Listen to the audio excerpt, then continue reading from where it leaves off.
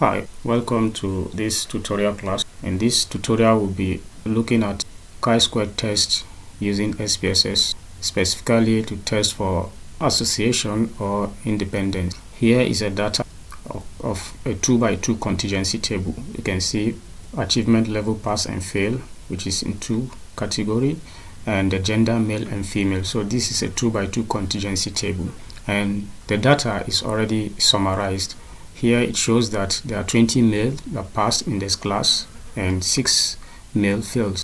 Then 25 female passed and 8 female failed. Now we are trying to look at how gender is associated to the achievement level, either pass or fail. And to run this kind of analysis, since the data is summarized, we are going to create a third variable or a third count. So open up your SPSS. So when we open up our SPSS, then we go to a variable view. So we create for that of male, that of gender, and that of achievement level.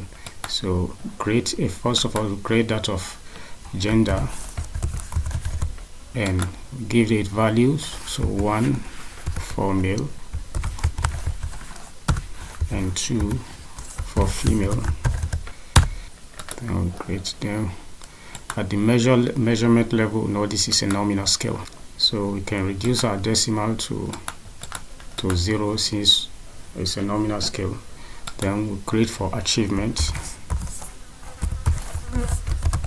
So also at value, give it value 1 for pass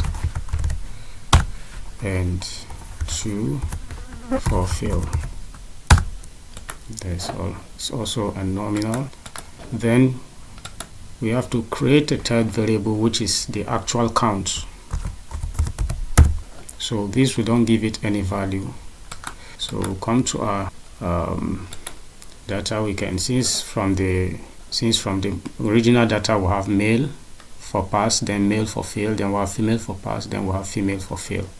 So we're going to create 1 here, that is for male, 2, then 1, then 2. Similarly, we'll have 1 that passed, female also that passed, then 2 male that failed, then male that failed. So we have male that passed and male that failed. We also have female passed and female failed. So now is to now impute our data for the count. So we'll have 20 male that passed and 20 female that passed. For here we'll have 20 males who passed. Then for the female we'll have 25 that passed. So we'll have 6 male that failed and 8 female that failed. So we'll have 6 that passed, 6 male that failed. Then we'll have also 8 female that failed. So having done this, then we go to our data, click on data again to go to weight cases. I click a weight cases, then this weight cases dialog box appear.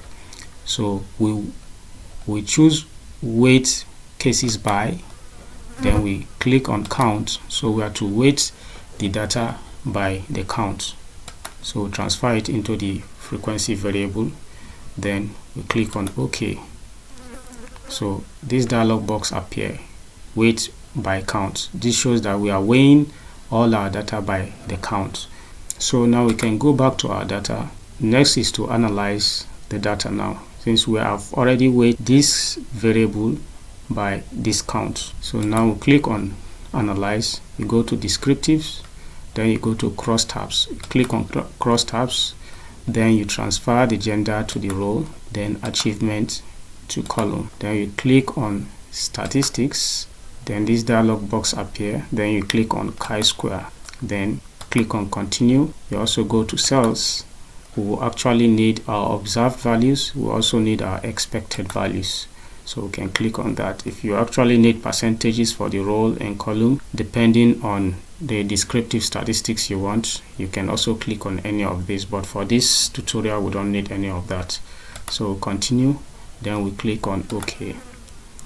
Then the result is out. You can see the case process summary. You can see this is the achievement level, the count, and of that is the observed and expected for male and that of female. Then we move to our chi-square table, which is this chi-square test. Then this is our chi-square results, 0.011, and the degree of freedom, you can see this is our p-value, 0.9.